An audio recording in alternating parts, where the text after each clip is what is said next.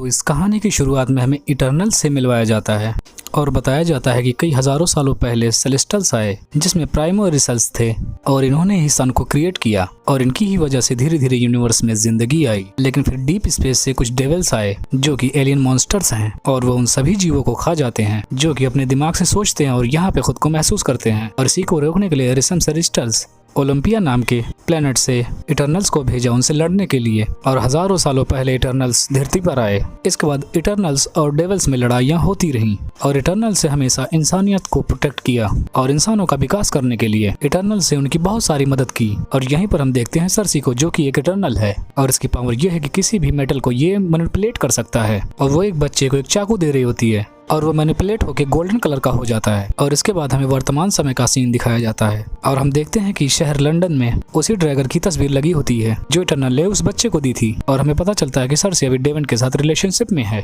और वो national history museum में काम करते हैं। और तभी वहाँ अचानक से अर्थक्वेक यानी भूकंप आता है, लेकिन सर्सी अपने पावर का इस्तेमाल करके वहाँ की सिचुएशन को कंट्रोल कर लेती है और वो डेन को बर्थडे को सेलिब्रेट करना चाहते हैं। और उनके साथ एक और इटर्नल भी होती है जिसका नाम स्प्राइट होता है और इसकी पावर ये होती है कि ये एल्यूजन बना सकती है जैसे कि लोकी, और वो भी काफी अरसे से साथ में रहती है। इसके बाद वो सब बर्थडे सेलिब्रेट करके अपने घर जा रहे होते हैं कि तभी वहाँ पर एक डेविड आ जाता है। इसके बाद सर्सी और उसके दोस्त उसको हराने की कोशिश करने लगते हैं, लेकिन वो डेविड काफी पावरफुल होता है। लेकिन तभी वहाँ पर एंट्री होती है एकारिस की और एकारिस की पावर यह है कि वो बहुत ही शक्तिशाली है और ये अपनी आंखों से लेजर से भी तेज किरणें छोड़ सकता है और ये सुपरमैन की तरह उड़ भी सकता है, यानी आप इसे सुपरमैन का दर्जा दे सकते हैं। इसके बाद वो डेविड की अच्छे से धुलाई करता है, लेकिन वो डेविड कैसे भी करके अपनी जान बचा के वहाँ से भाग निकलता है। और ये सब देखने के बाद डिन के दिमाग में बहुत सारे सवाल आते हैं और सर्सी उसे बताती है कि हम इटर्नल्स हैं और हम 7000 साल पहले ओलंपिया प्लेनेट से आए हैं इंसानियत को डेविड से प्रोटेक्ट करने के लिए। इसके बाद तब डेन कहता है कि जब थानोस आया था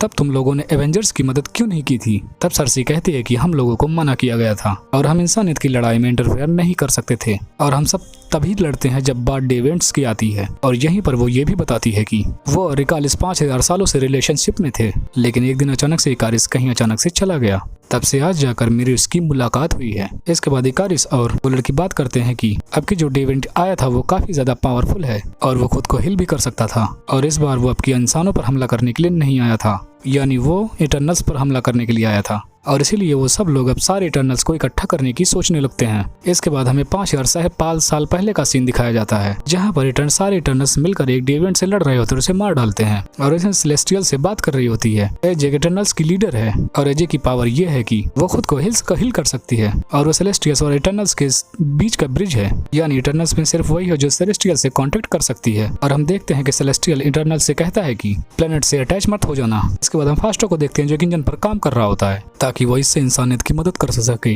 और फास्टो की पावर यह है कि किसी भी तरह का हथियार या टेक्नोलॉजी वो कुछ भी बना सकता है, लेकिन एजे उसे समझाती है कि अभी इंसानियत को इंजन देना ठीक नहीं है और अभी उन्हें इसकी जरूरत नहीं है। तो फास्टो उन्हें इंसानों को एक हल बना के देता है। इसके बाद हम देखते हैं एक जगह पर पार्टी चल रही होती है और अथीना बिल्कुल भी खुश नहीं हो रही थी क्योंकि वो लड़ना चाहती है ना कि पार्टी करना। और ये एक बहुत ही बढ़िया वॉरियर है और वो कॉस्मिक एनर्जी से किसी भी तरह का हथियार बना सकती है। और वहाँ पर मकारी भी होती है और वो सो नहीं सकती और इसकी पावर इसकी सुपर स्पीड है। और हम देखते हैं 400 AD आ चुका है और यहाँ पर सर्सी और क्योरी साइड कर लेते हैं। इसके बाद हमें प्रेजेंट टाइम का सीन दिखाया जाता है। यहाँ पर कई इटर्नल्स इकट्ठा होकर एजे के पास जाते हैं। तब उन्हें पता चलता है कि एजे मर चुकी है और उन सभी को लगता है कि उसको डेविड ने मारा होगा जिसने सर्सी पर भी अटैक किया था। और अब सर्सी एरिसेक से बात कर रही होती है और वो कहता है कि अब वक्त आ चुका है क्योंकि एजेक ने अपनी कम्युनिकेशन की पावर सर्सी को दी हुई होती है। इसके बाद हमें 1521 AD का सीन दिखाया जाता है जहाँ पर जंग चल रही होती है और अभी लोगों के पास हथियार भी आ चुके हैं और वो उन सभी को रोकने की कोशिश करता है। ड्रूक अपनी पावर से उनके दिमाग पर काबू कर सकता है, लेकिन एजेक उसे ऐसा करने से मना कर देता है, लेकिन वो नहीं मानता और वहाँ पर सभी इटर्नल्स के बीच झगड़ा होने लगता है। तो ऐसे डिसाइड करती है कि अभी कोई भी डेविड जिंदा नहीं।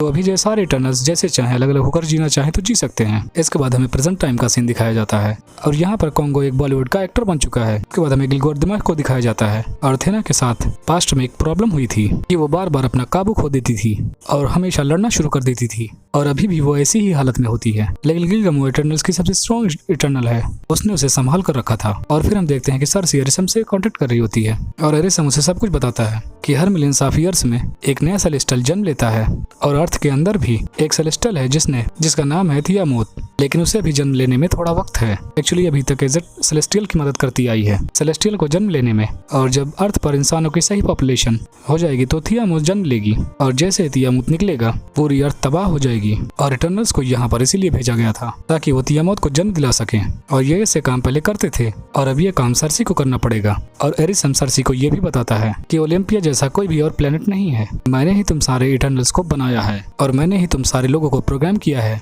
और डेविएंट्स को भी मैंने ही बनाया था प्रेडेटर्स के तौर पर, लेकिन वो कंट्रोल से बाहर हो गए और डेविएंट्स में बदल गए, और उन्हीं को रोकने के लिए इटर्नल्स को बनाया गया, क्योंकि अगर डेविएंट्स को खत्म नहीं किया गया तो इंसान जिंदा नहीं रह पाएंगे, और इंसानियत की आबादी अगर नहीं बढ़ेगी तो तैमूर जन्म नहीं ले पाएगा। और क्योंकि डेविएंट्स को मरे काफी वक्त हो चुका था तो इंसानों की आबादी बढ़ चुकी है और अब तैमूर जन्म ले सकता है। और एरिसम ये भी कहता है कि सरसी इनमें से तुमको ही सेलेक्ट किया है और तुम्हें इमरजेंस को रुकने नहीं देना है। इमरजेंस मतलब सेलेस्टियल का जन्म लेना। और जब ये बातें सरसी सब इटर्नल से बताती है तो वो सब काफी चौंक जाते हैं और वो डिसाइड कर लेते हैं कि वो सब मिलकर इमरजेंस को रोकेंगे और सेलेस्टियल से लड़ेंगे। इसके बाद वो सब ड्यूब को अपने साथ आने के लिए कहते हैं, लेकिन वो उन्हें मना कर देता है। फिर हम देखते हैं कि कारिस सरसी की फिक्र कर रहा होता है, क्योंकि अगर एरिसम को पता चल गया कि वो इमरजेंस को रोकने की कोशिश कर रहे हैं तो वो उसे नुकसान पहुंचा सकता है। लेकिन सरसी कहती है मैं अपना ख्याल रख सकती हूँ, लेकिन आखिर तुम मुझे छोड़कर क्यों चले गए थे। और वो ये बताने ही वाला होता है कि तभी वहाँ पर डेविएंट्स मिलकर हमला कर देते हैं और अथेना फिर अपना कंट्रोल खोल देती है और एक डेविएंट गिलगामेश को मार देता है।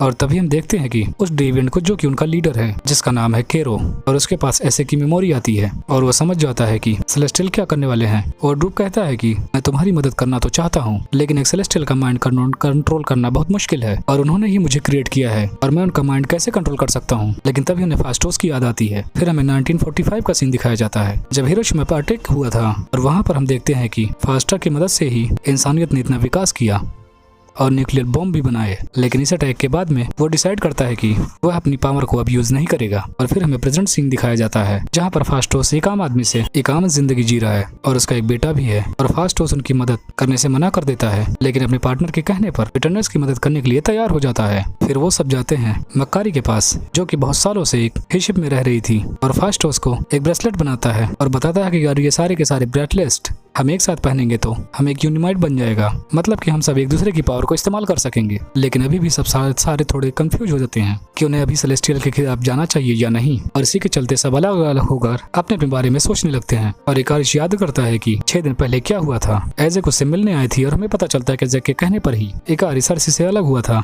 इमरजेंस के लिए, मतलब कि इकारी को इमरजेंस के बारे में सब कुछ पहले से ही पता था। और एजेक ये भी बताती है कि हाइनस के स्किप करने की वजह से इमरजेंस खत्म नहीं हुआ था, वो बस थोड़ा डिले हो गया था, और अब 7 दिनों बाद इमरजेंस शुरू हो जाएगा। और जैक को इतने सालों तक अर्थ पर रहने के बाद इससे लगाव हो गया है और वो चाहती है कि वो अर्थ को बचाने के लिए लड़े, और इसीलिए वो इकारिस को सभी टर्नल्स को इकट्ठा करने के लिए कहती है। लेकिन इकारिस ऐसा नहीं चाहता था, इसीलिए इकारिस एजेंट को डेविएंट्स के पास लेके जाता है और उसे उनके पास में फेंक देता है। डेविएंट्स एजेंट को मार देते हैं और इकारिस उसकी बॉडी को वहां से लेकर चला जाता है। इसके बाद हमें प्रेजेंट टाइम का सीन दिखाया जाता है। इकारिस सरसी से अपने प्यार का इजहार कर रहा होता है, लेकिन तभी सरसी कहती है कि इमरजेंस शुरू हो गया है, और फास्टोस मकारी को पता लगाने के लिए कहता है कि इमरजेंस कहाँ पर होंगे, और वो अपनी सुपर स्पीड की मदद से पता लगा लेता है वोल्केनो में इमरजेंस हो रहा है। और इकारिस वहाँ पर आकर कहता है कि वो ये सब कुछ पहले से ही जानता था, और वो सभी इटर्नल्स पर हमला करने लगता है और उन्हें मारने की पूरी कोशिश करता है, और कहता है कि अगर किसी ने भी इमरजेंस को रोकने की कोशिश की तो मुझे उसको मारना पड़ेगा। एजेक ने भी इमरजेंस को रोकने की कोशिश की थी, इसलिए मुझे उसे